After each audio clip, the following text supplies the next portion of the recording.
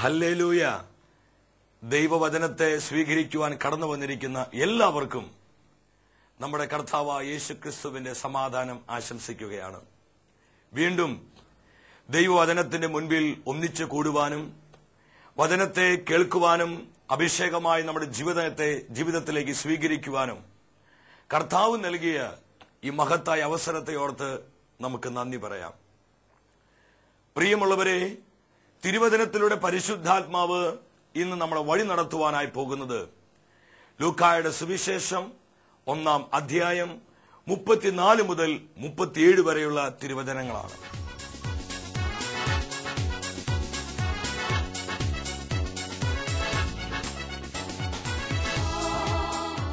ഈ വചനം നമ്മുടെ ജീവിതത്തിൽ അഭിഷേകമായി മാറുവാൻ, നമ്മുടെ കുടുംബത്തിൽ അനുഗ്രഹത്തിന്റെ നീർച്ചാലായി കവിഞ്ഞൊഴുകപ്പെടുവാൻ വളരെ ഒരുക്കമുള്ള ഹൃദയത്തോടെ പ്രാർത്ഥിച്ചുകൊണ്ട് ഏറെ താല്പര്യത്തോടെ കർത്താവിന്റെ സാന്നിധ്യത്തിന് മുൻപിൽ നമുക്കായിരിക്കാം.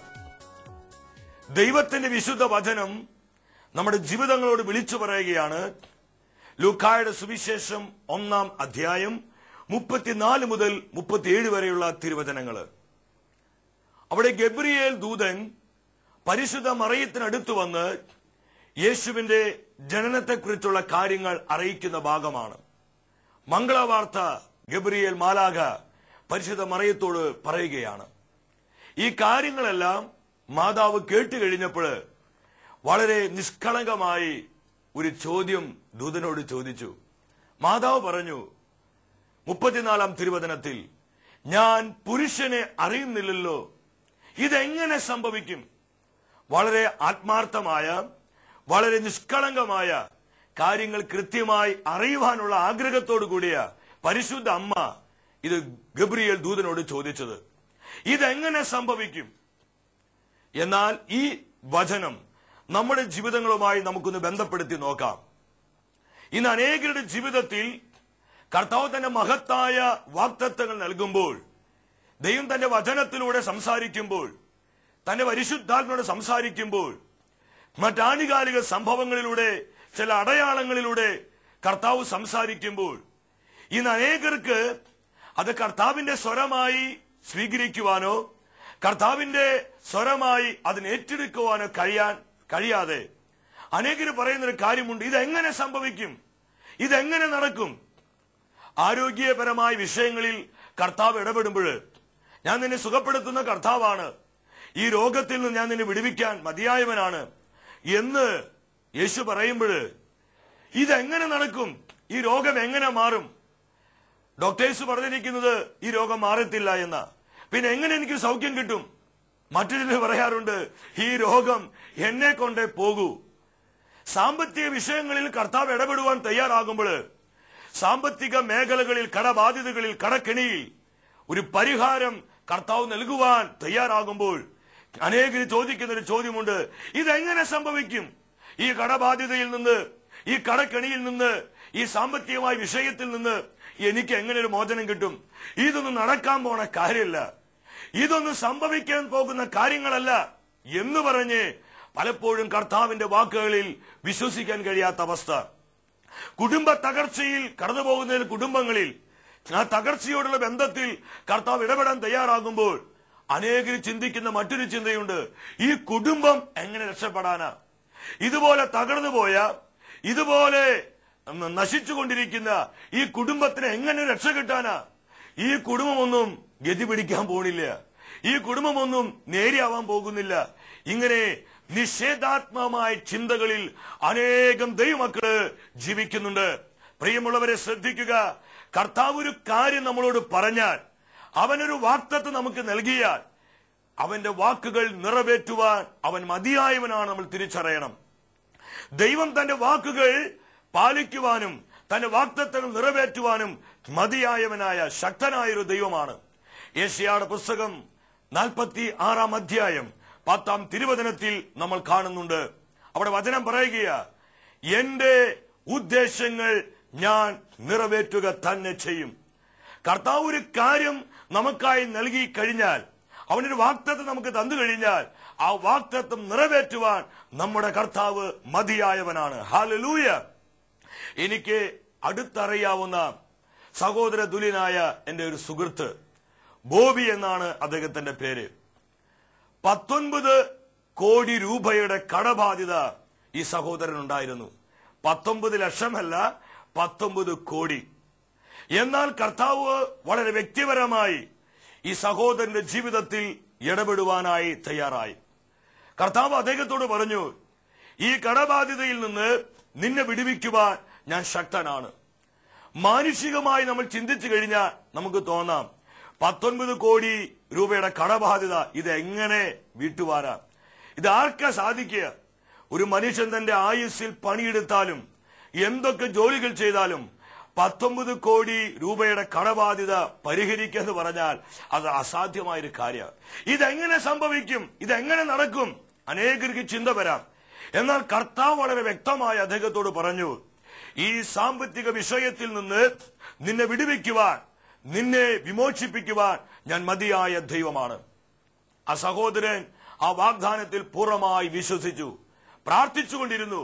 ഈ സമയത്ത് കർത്താവ് അത്ഭുതകരമായി ബോബിക്ക് ഒരു ബിസിനസ് മേഖല തുറന്നു കൊടുക്കുകയാണ്.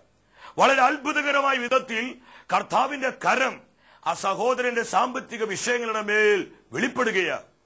അയണോറിന്റെ ഒരു ബിസിനസ് ദൈവം അദ്ദേഹത്തിന് ഓപ്പൺ ചെയ്തു കൊടുത്തു. വളരെ വിപുലമായ ഒരു ബിസിനസ് സംരംഭം. അത്ഭുതകരമായിട്ട് അതിനെല്ലാം ദൈവത്തിന് നടത്തിപ്പ് കാണുവാനായിട്ട് പറ്റി. പ്രിയ ദൈവമക്കളെ, ഞാനിത് ചുമ്മാ നിങ്ങളോട് പറയല്ല. ദൈവം ചെയ്തൊരു പ്രവൃത്തി ദൈവത്തിന് മഹത്വമുണ്ടാകുവാൻ ദൈവമക്കളുടെ മുൻപിൽ പങ്കുവെക്കുകയാണ്. വെറും 10 മാസം കൊണ്ട് 19 കോടി രൂപയുടെ കടബാധ്യതയിൽ നിന്ന് അത്ഭുതകരമായി കർത്താവ് അദ്ദേഹത്തെ വിടുവിച്ചു. ഹല്ലേലൂയ. ഈ മിനിസ്ട്രിയോട് ചേർന്ന ദൈവരാജ്യ ശുശ്രൂഷകളിൽ അദ്ദേഹം ഇന്ന് പങ്കാളിയാണ്. ഇതൊരു ജീവിക്കുന്ന അനുഭവം. ചുമ്മാ നിങ്ങളെ രസിപ്പിക്കുവാനും നിങ്ങളെ കൊതിപ്പിക്കുവാനും പറയുന്നൊരു കാര്യമല്ല. കർത്താവ് ഈ നാളുകളിൽ, ഈ അടുത്ത നാളുകളിൽ കർത്താവ് ചെയ്തൊരു പ്രവൃത്തിയാണ് നിങ്ങളോട് ഞാൻ പങ്കുവെച്ചത്. പ്രിയമുള്ളവരെ, ശ്രദ്ധിക്കുക. കർത്താവ് ഒരു കാര്യം നമ്മളോട് പറഞ്ഞാൽ ആ കാര്യം നിറവേറ്റുവാൻ കർത്താവ് ശക്തനാണ്. ഇവിടെ മറിയം ദൂതനോട് ചോദിച്ചു, ഇതെങ്ങനെ സംഭവിക്കും? അതിന് മറുപടിയായി ഗബ്രിയേൽ ദൂതൻ അതിന്റെ സോഴ്സ് പരിശുദ്ധമ്മയ്ക്ക് പറഞ്ഞു കൊടുക്കുക. ഇതെങ്ങനെ സംഭവിക്കുക അല്ലേ? അതിന്റെ ഉറവിടം, അതിന്റെ സോഴ്സ് എന്താന്ന് പറഞ്ഞു കൊടുക്കുക. 35-ാം തിരുവചനത്തിൽ ഗബ്രിയേൽ ദൂതൻ പറഞ്ഞു, പരിശുദ്ധാത്മാവ് നിന്റെ മേൽ വരും. ഹല്ലേലൂയ. ഇതാണ് സോഴ്സ്. ഇതെങ്ങനെ സംഭവിക്കും? ഇതെങ്ങനെ നടക്കും? ഈ രോഗം എങ്ങനെ മാറും? ഈ തകർച്ച എങ്ങനെ മാറും? ഈ അസാധ്യത എങ്ങനെ വിട്ടുപോകും? ഈ പ്രതികൂലം എങ്ങനെ പരിഹരിക്കപ്പെടും? ഈ തകർച്ച എങ്ങനെ മാറും? ഈ ദുഃഖം എങ്ങനെ വിട്ടുമാറും? എന്ന് തുടങ്ങിയ അനവധി ചിന്തകള്, ഭാരങ്ങള് നമ്മുടെ ഹൃദയത്തിൽ അലട്ടുമ്പോൾ ആ ചോദ്യത്തിനുള്ള മറുപടിയാണ് കർത്താവ് തന്റെ വചനത്തിലൂടെ നമുക്ക് നൽകുന്നത്. ആ മറുപടി എന്താ? പരിശുദ്ധാത്മാ വരുമ്പോൾ കാര്യങ്ങളിൽ മാറ്റങ്ങൾ ഉണ്ടാകും. പരിശുദ്ധാത്മ വരുമ്പോൾ അത്ഭുതങ്ങൾ സംഭവിക്കും. പരിശുദ്ധാത്മ പ്രവർത്തിക്കാൻ തുടങ്ങുമ്പോൾ പ്രതികൂലങ്ങൾ അനുകൂലങ്ങളാകും, തകർച്ചകൾ ഉയർച്ചകളാകും, പരാജയങ്ങൾ വിജയങ്ങളാകും, അസാധ്യതകൾ സാധ്യതകളാകും. നിങ്ങൾ എത്ര പേര് വിശ്വസിക്കുന്നു? അവർ സ്വരമുയർത്തി കർത്താവിന് ഒരു ഹല്ലേലൂയ പറഞ്ഞാട്ടെ. ഹല്ലേലൂയ. ഇവിടെ മറിയത്തിന്റെ ചോദ്യത്തിന് മറുപടിയായി ദൂതൻ പറഞ്ഞു, അതിന്റെ സോഴ്സ് ഇതാണ്. മറിയം, അതിന്റെ ഉറവിടം ഇതാണ്. പരിശുദ്ധാത്മാവ് നിന്റെ മേൽ വരും. അത്യുന്നതനായ ദൈവത്തിന്റെ ശക്തി നിന്റെ മേൽ ആവസിക്കും. പ്രിയ ദൈവമക്കളെ, ഇവിടെ ഒരു കാര്യം നമ്മൾ ശ്രദ്ധിക്കുക. എല്ലാറ്റിനെയും ഉറവിടം നമ്മുടെ കർത്താവാണ്. എല്ലാറ്റിനെയും സോഴ്സ് നമ്മുടെ കർത്താവാണ്. പിന്നെ എന്തിനു നമ്മൾ ഭാരപ്പെടുന്നേ? എന്തിനു നമ്മൾ അസ്വസ്ഥപ്പെടുന്നേ? കർത്താവിനെ കൂട്ടുപിടിച്ചാൽ, കർത്താവിനെ സ്വന്തമാക്കി കഴിഞ്ഞാൽ നമ്മുടെ ജീവിതങ്ങളിലേക്ക് അവന്റെ അനുഗ്രഹം, അവന്റെ അഭിഷേകം, അവന്റെ കൃപ, അവന്റെ സ്നേഹം ഒഴുകപ്പെടുവാനായിട്ട് തുടങ്ങും. അതുകൊണ്ട് ജെറമ്യായുടെ പുസ്തകം 2-ാം അധ്യായം 13-ാം തിരുവചനത്തിൽ കർത്താവ് പറഞ്ഞു, ജീവജലത്തിന്റെ ഉറവയായ എന്നെ അവർ ഉപേക്ഷിച്ചു. പ്രിയ സഹോദര സഹോദരി, ജീവജലത്തിന്റെ ഉറവ മനുഷ്യരല്ല, വ്യക്തികളല്ല, പ്രസ്ഥാനങ്ങളല്ല, അത് നമ്മുടെ കർത്താവായ യേശുവാണ്. അനുഗ്രഹത്തിന്റെ ഉറവ യേശുവാണ്. അഭിഷേകത്തിന്റെ ഉറവ യേശുവാണ്. സൗഖ്യത്തിന്റെ ഉറവ യേശുവാണ്. വിടുതലിന്റെ ഉറവ യേശുവാണ്. അഭിവൃദ്ധിയുടെ ഉറവ യേശുവാണ്. സകല കൃപാവരങ്ങളുടെയും ഉറവ നമ്മുടെ കർത്താവാണ്. എല്ലാറ്റിനും സോഴ്സ് കർത്താവാണ്. അതുകൊണ്ട് കർത്താവിനെ ആശ്രയിക്കുക. റിട്ടേൺ ടു ദ സോഴ്സ്, ഉറവിടത്തിലേക്ക് തിരിച്ചു നടക്കാൻ നമ്മൾ പഠിക്കണം. നമുക്കിന്ന് പറ്റിയിരിക്കുന്ന പ്രശ്നം, നമ്മൾ ഈ ഉറവിടത്തിൽ നിന്ന് മാറിപ്പോയി, യഥാർത്ഥ സോഴ്സിൽ നിന്ന് നമ്മൾ മാറിപ്പോയതുകൊണ്ട് ഇന്ന് അനേകരുടെ ജീവിതം ഇതുപോലെ തകർക്കപ്പെട്ടിരിക്കുന്നത്, ഇതുപോലെ പരാജയപ്പെട്ടിരിക്കുന്നത്, ഇതുപോലെ ദുഃഖത്തിലും നിരാശയിലും വേദനയിലുമായിരിക്കുന്നത്. അതുകൊണ്ട് ഈ വിശുദ്ധ വചനത്തിലൂടെ പരിശുദ്ധാത്മാവ് നമ്മളെ പഠിപ്പിക്കുകയാണ്, എല്ലാറ്റിനും ഉറവിടം കർത്താവാണ്, അവന്റെ ആത്മാവാണ്. പരിശുദ്ധാത്മാവ് വരുമ്പോൾ അത്യുന്നതന്റെ ശക്തി നമ്മുടെ കുടുംബങ്ങളിൽ, നമ്മുടെ വിഷയങ്ങളിൽ, നമ്മുടെ ആവശ്യങ്ങളിൽ, നമ്മുടെ നിയോഗങ്ങളിൽ, നമ്മുടെ പ്രശ്നങ്ങളിൽ വ്യാപരിക്കുമ്പോൾ അവിടെ അത്ഭുതങ്ങൾ സംഭവിക്കും. ഹല്ലേലൂയ! ഇതാണ് കീ, ഇതാണ് ഇതിന്റെ താക്കോല്. രണ്ടാമത് ദൂതൻ പറഞ്ഞു പോവല്ലേ ചെയ്ത്, കർത്താവിന്റെ പ്രവർത്തികൾക്ക് ഒരു പ്രത്യേകതയുണ്ട്, അതിൽ വ്യക്തതയുണ്ടാവും. കർത്താവിന്റെ ഏതു പ്രവൃത്തിയിലും ഒരു വ്യക്തതയുണ്ടാകും, കൃത്യതയുണ്ടാകും, അതിന് സുതാര്യതയുണ്ട്. പാത്തും പതുങ്ങിയും ഒളിച്ചുമല്ല കർത്താവ് പ്രവർത്തിക്കുന്നത്. അത് മനുഷ്യന്റെ സ്വഭാവം. കർത്താവിന്റെ പ്രവൃത്തി എന്ന് പറയുന്നത് പാത്തും പതുങ്ങിയല്ല, വളരെ വ്യക്തതയോടുകൂടിയുള്ള പ്രവൃത്തികളാ, വളരെ സുതാര്യമായ പ്രവൃത്തികളാ. ഇവിടെ മറിയത്തോട് ദൂതൻ പറഞ്ഞു രണ്ടാമതൊരു കാര്യം, ആ ചോദ്യത്തിന് മറുപടിയായി ഒരു തെളിവ് കൊടുക്കുക, ഒരു പ്രൂഫ് കൊടുക്കുക. 36-ാമത്തെ തിരുവചനത്തിൽ, ഇതാ നിന്റെ ചാർച്ചക്കാരിയായ വ്രതയായ എലിസബത്ത്, അവൾക്ക് കുഞ്ഞുങ്ങൾ ഉണ്ടാവില്ല എന്ന് പറഞ്ഞതാ, എന്നാൽ അവൾ ഇതാ ഒരു പുത്രനെ ഗർഭം ധരിച്ചിരിക്കുന്നു. ഹല്ലേലൂയ! മറിയത്തിന് തെളിവ് കൊടുക്കുകയാണ്. പ്രിയ മക്കളെ ശ്രദ്ധിക്കുക, കർത്താവിന്റെ ഏതു പ്രവൃത്തിയിലും ഇതുപോലൊരു തെളിവുണ്ട്. മാർക്കോസിന്റെ സുവിശേഷം 16-ാം അധ്യായം 20-ാം വചനത്തിൽ നമുക്ക് കാണുവാൻ പറ്റും. നമ്മുടെ വചനം എന്താ പറയുന്നത്? അവർ എല്ലായിടത്തും പോയി പ്രസംഗിച്ചു, കർത്താവ് അവരോടുകൂടെ പ്രവർത്തിക്കുകയും അടയാളങ്ങൾ കൊണ്ട് താൻ പറഞ്ഞ വചനം സ്ഥിരീകരിക്കുകയും ചെയ്തു. അടയാളങ്ങൾ കൊണ്ട്. എന്തിനാണ് കർത്താവ് ഇന്നും അടയാളങ്ങളിലൂടെ, അത്ഭുതങ്ങളിലൂടെ ചില കാര്യങ്ങൾ ഇന്നും പ്രവർത്തിച്ചുകൊണ്ടിരിക്കുന്നത്? യേശു ഇന്നും ജീവിക്കുന്നവനാണ്, അവൻ ഇന്നും പ്രവർത്തിക്കുന്നവനാണ്, അവൻ സകലത്തിനും അധിയായവനാണ്, അവനൊന്നും അസാധ്യമല്ല, അവൻ തന്റെ വാഗ്ദത്തങ്ങളിൽ വിശ്വസ്തനാണെന്ന് എന്നെയും നിങ്ങളെയും പഠിപ്പിക്കുവാനും ആ ബോധ്യത്തിന്റെ അഭിഷേകത്തിലേക്ക് നമ്മൾ നടത്തുവാനുമാണ് കർത്താവ് ഈ നാളുകളിലും അടയാളങ്ങളിലൂടെ, അത്ഭുതങ്ങളിലൂടെ ദൈവജനത്തെ നയിച്ചുകൊണ്ടിരിക്കുന്നത്. ഇവിടെ മറിയത്തിന്റെ ചോദ്യത്തിന് മറുപടിയായി ദൂതൻ പറഞ്ഞു, ഇതാ നിന്റെ ചാർച്ചക്കാരി വൃദ്ധയായ എലിസബത്തും ഗർഭം ധരിച്ചിരിക്കുന്നു. മൂന്നാമത് അതിന്റെ പോസിബിലിറ്റി പറഞ്ഞു കൊടുക്കുകയാ. ഇതെങ്ങനെ സംഭവിക്കും? ഈ ശുശ്രൂഷയിൽ പങ്കെടുത്തുകൊണ്ടിരിക്കുന്ന പ്രിയ ദൈവമക്കളെ, നമ്മുടെ ഹൃദയത്തിൽ ഈ ചോദ്യം ഉയരുന്നുണ്ടോ? ചില വിഷയങ്ങളിൽ കർത്താവ് ഇടപെടാമെന്ന് പറയുമ്പോൾ, ചില വിഷയങ്ങളിൽ കർത്താവ് വാഗ്ദത്തങ്ങൾ നൽകുമ്പോൾ നമ്മൾ ചിന്തിക്കുന്നുണ്ടോ, കർത്താവ് ഇതെങ്ങനെ നടക്കും, ഇതെങ്ങനെ സംഭവിക്കും, ഞാൻ എങ്ങനെ രക്ഷപ്പെടും, എന്റെ കുടുംബം എങ്ങനെ അനുഗ്രഹം പ്രാപിക്കും, എന്റെ മക്കൾ എങ്ങനെ വിജയത്തിലേക്ക് വരും, ഈ തകർച്ച എങ്ങനെ മാറും, ഈ രോഗം എങ്ങനെ മാറും, ഈ പ്രശ്നം എങ്ങനെ പരിഹരിക്കപ്പെടും, ഇതെങ്ങനെ സംഭവിക്കും നമ്മൾ ചിന്തിക്കുന്നുണ്ടോ? ഉണ്ടെങ്കിൽ ഇതാ ദൈവത്തിന്റെ പരിശുദ്ധാത്മാവ് വിശുദ്ധ വചനത്തിലൂടെ അതിന്റെ പോസിബിലിറ്റി, അതിന്റെ സാധ്യത നമുക്ക് പറഞ്ഞു തരികയാണ്. എന്താണ് അതിന്റെ സാധ്യത? ലൂക്കായുടെ സുവിശേഷം 1-ാം അധ്യായം 37-ാം തിരുവചനത്തിൽ അതിന്റെ സാധ്യത പരിശുദ്ധാത്മാവ് വിളിച്ചു പറയുക. എന്താണ് ആ സാധ്യത? ദൈവത്തിന് ഒന്നും അസാധ്യമല്ല. ഹല്ലേലൂയ! നമ്മൾ പാടുന്നില്ലേ, ദൈവത്താൽ അസാധ്യമായതൊന്നുമില്ലല്ലോ, യഹോവയ്ക്ക് കഴിയാത്ത കാര്യമില്ലല്ലോ, യേശുവിന്റെ നാമത്തിൽ സൗഖ്യമുണ്ടല്ലോ, യേശുവിന്റെ രക്തത്താൽ ജയമുണ്ടല്ലോ. ദൂതൻ മറുപടി പറഞ്ഞു, ദൈവത്തിനൊന്നും അസാധ്യമല്ല, അവൻ സകലത്തിനും അധിയായവനാ, അവനെല്ലാം സാധ്യമാണ്.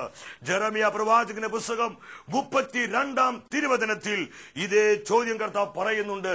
26-ഉം 27-ഉം തിരുവചനങ്ങളിൽ അവിടെ ദൈവം പ്രവാചകനായ ജെറമിയോട് ചോദ്യം ചോദിക്കുക. എന്താ ചോദിക്കണമെന്നറിയോ? കർത്താവ് ജെറമിയോട് അരുളി ചെയ്തു, ഞാൻ സകല മർത്യരുടെയും ദൈവമായ കർത്താവാണ്, എനിക്ക് അസാധ്യമായി എന്തെങ്കിലും ഉണ്ടോ? കർത്താവ് ചോദിക്കുക, എനിക്ക് അസാധ്യമായി എന്തെങ്കിലും ഉണ്ടോ? എന്താ നമുക്കിതിന് മറുപടി പറയാനുള്ളത്? എന്റെ പൊന്നു സഹോദര, നിന്റെ ജീവിതത്തിന്റെ ഏത് വിഷയത്തിലും കർത്താവിന് പ്രവർത്തിക്കാൻ പറ്റും. കാരണം അവൻ ഓൾ മൈറ്റിയ. സഹോദരി, നിന്റെ കണ്ണുനീര് തുടയ്ക്കാൻ നിന്റെ വേദനയിൽ പ്രവർത്തിക്കാൻ, നീ നേരിടുന്ന ദുഃഖത്തിലും കഷ്ടതയിലും കർത്താവിന് അത്ഭുതങ്ങൾ ചെയ്യാൻ മതിയായവനാ. കാരണം അവൻ സർവശക്തനാണ്, അവൻ അസാധ്യങ്ങളെ സാധ്യമാക്കുന്നവനാ. ഒരിക്കൽ എന്റെ കർത്താവ് ഏൽപ്പിച്ച ശുശ്രൂഷയോടുള്ള ബന്ധത്തിൽ ഒരു വലിയൊരു അസ്വസ്ഥത എന്റെ ജീവിതത്തിലേക്ക് കടന്നു വന്നു. നാളുകളും ദിവസങ്ങൾ പ്രാർത്ഥിച്ചിട്ടും ഈ അസ്വസ്ഥതയിൽ നിന്ന് ഒരു വിമോചനം കിട്ടുന്നില്ല. ഞാൻ എന്റെ ആത്മപിതാക്കന്മാരുമായി ഇത് പങ്കുവെച്ച് അല്പം ഒരു സ്വസ്ഥത കിട്ടി, എങ്കിലും പൂർണ്ണമായ ഒരു വിടുതൽ കിട്ടുന്നില്ല. അങ്ങനെ ആഴ്ചകൾ പ്രാർത്ഥിച്ചു, പക്ഷേ ഒരു സമ്പൂർണമായ വിമോചനത്തിലേക്ക് കടന്നു വരാൻ പറ്റുന്നില്ല. അങ്ങനെ ഒരു ദിവസം എന്റെ ഒരു സുഹൃത്തിന്റെ വീട്ടിലേക്ക് ഞാൻ കടന്നു ചെല്ലുകയാണ്. അത് കർത്താവിന്റെ നടത്തിപ്പാണെന്ന് ഞാൻ ഇന്ന് വിശ്വസിക്കുക. അവിടെ കടന്നു ചെന്നു. അവന് 2 മക്കളെ ദൈവം കൊടുത്തിട്ടുണ്ട്.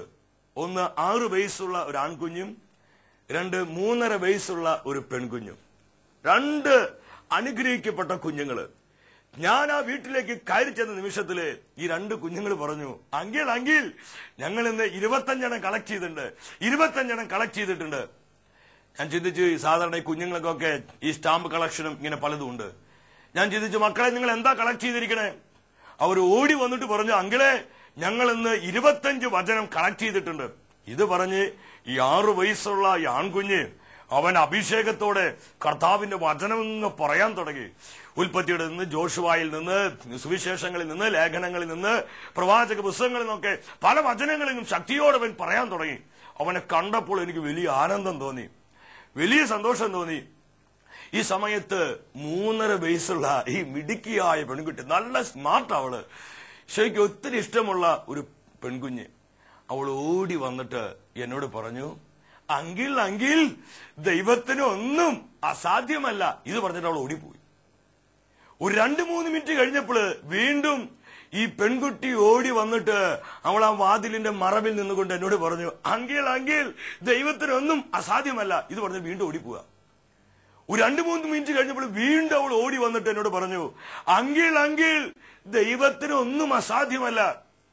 4-5 പ്രാവശ്യം ഈ പെൺകുട്ടി ഇത് റിപ്പീറ്റ് ചെയ്തപ്പോൾ, ഈ വചനം ആവർത്തിച്ച് പറഞ്ഞപ്പോൾ എന്റെ ഉള്ളിൽ വസിക്കുന്ന പരിശുദ്ധാത്മാവ് എന്നോട് വളരെ ശക്തമായ ഭാഷയിൽ പറഞ്ഞു, സന്തോഷേ, ഇത് നിനക്കുള്ള മെസ്സേജാണ്, ഇത് നിനക്കുള്ള ദൈവത്തിന്റെ ആലോചനയാണ്. എനിക്ക് മനസ്സിലായി, ഈ ദൂത് കർത്താവ് എന്നോടാണ് വ്യക്തിപരമായി പറയുന്നത്.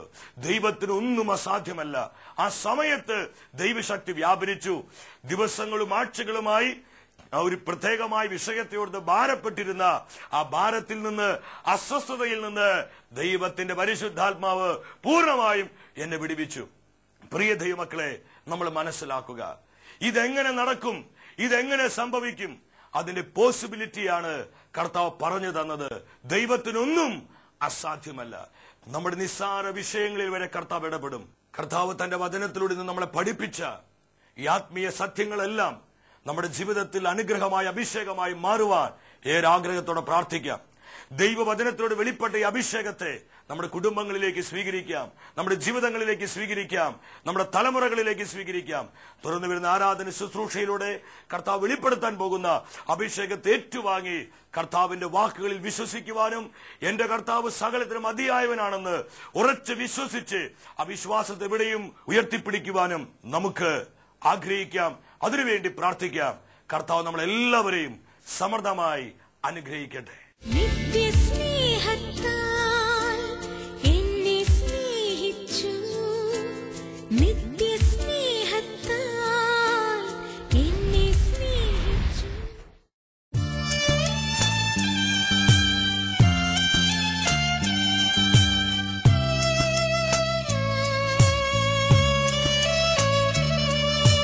കരഞ്ഞാൽ കണ്ണീരൊപ്പും സ്നേഹമല്ലേ എന്റെ നാഥനല്ലേ ഈശോ. വളർന്നാൽ താങ്ങി എന്നെയോ മനിക്കും സ്നേഹനാഥനല്ലേ ഈശോ. എൻ മുഖം വാടുമ്പോ എൻ മനം നീറുമ്പോ എന്റെ ചാരത്തു ചേരുന്നു സാന്ത്വനമായി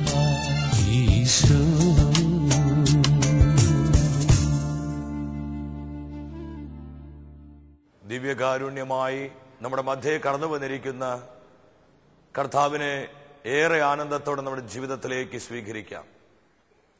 തിരുവചനത്തിലൂടെ പരിശുദ്ധാത്മാവ് നമ്മളെ വഴി നടത്തുകയായിരുന്നു.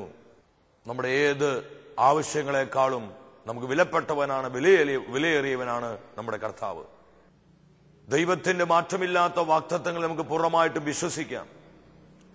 ഈ ആരാധനയുടെ അത്ഭുത നിമിഷങ്ങളിൽ കർത്താവിന്റെ സ്നേഹത്തിന്റെ സാന്നിധ്യം, അവന്റെ സൗഖ്യത്തിന്റെ സാന്നിധ്യം, കൃപയുടെ സാന്നിധ്യം, അത്ഭുതത്തിന്റെ സാന്നിധ്യം നമ്മുടെ ജീവിതത്തിന്റെ സമസ്ത വിഷയങ്ങളിലേക്കും കർത്താവ് പകർന്നുകൊണ്ടിരിക്കുകയാണ്.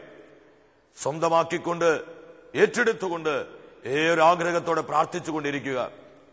ദിവ്യകാരുണ്യനാഥന്റെ മുൻപിൽ നമ്മുടെ കരങ്ങളെ യാചനാപൂർവ്വം നമുക്ക് തുറന്നു പിടിക്കാം. തിരുവോസിയിലേക്ക് പൂർണ്ണമായ വിശ്വാസത്തോടെ നമുക്ക് നോക്കാം.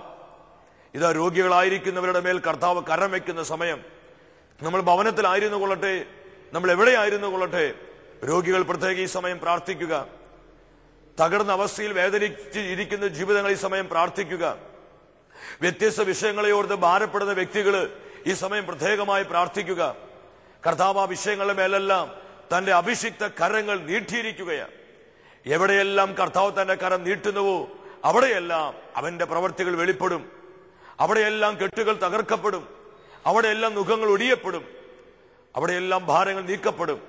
കർത്താവിന്റെ സമാധാനവും അനുഗ്രഹവും അഭിഷേകവും ആ മേഖലകളിലേക്ക് ഒഴുകപ്പെടുവാൻ തുടങ്ങും.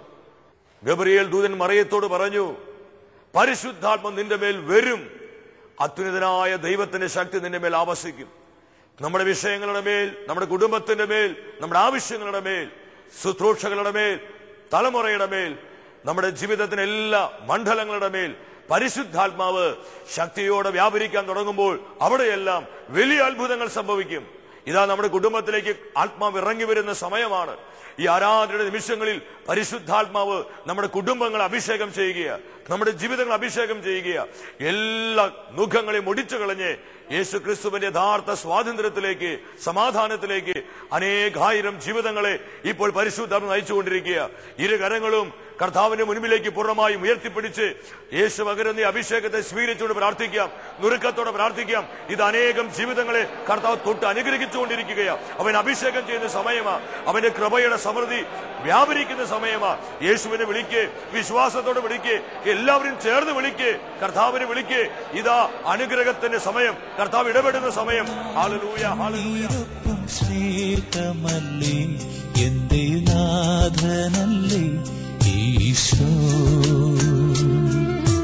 തളർന്നാൽ താങ്ങിയെന്നെയോ മനിക്കും സ്നേഹനാഥനല്ലേ ഈശോ. കർത്താവ് ഞങ്ങൾ കുടുംബങ്ങളിലേക്ക് ഇറങ്ങി വരണമേ, ഞങ്ങളുടെ വിഷയങ്ങളിലേക്ക് ഇറങ്ങി വരണമേ. അനേകം ജീവിതങ്ങളെ സ്പർശിക്കണമേ, അനേകം ജീവിതങ്ങളെ തൊട്ട് അനുഗ്രഹിക്കണമേ. ഞങ്ങൾ പ്രാർത്ഥിക്കുകയാണ് കർത്താവേ, തിരു സാന്നിധ്യം കൊണ്ട് നിറയ്ക്കണമേ, അവിടുത്തെ നന്മകൾ കൊണ്ട് ഞങ്ങൾ നിറയ്ക്കണമേ, അവിടുത്തെ അഭിഷേകത്താൽ നിറയ്ക്കണമേ. Hallelujah, hallelujah, hallelujah. അനേകായിരങ്ങളെ തുടരണമേ. വിശ്വാസത്തോടെ യേശുവിനെ വിളിക്കേ, കർത്താവിനെ വിളിച്ച് പ്രാർത്ഥിക്കേ. ആരാധന, ആരാധന, ആരാധന. കർത്താവ് ഒരുപാട് ജീവിതങ്ങളെ തൊട്ട് അനുഗ്രഹിക്കുന്ന അവിടുത്തെ സ്നേഹത്തെ ഓർത്ത് നന്ദി പറയുന്നു.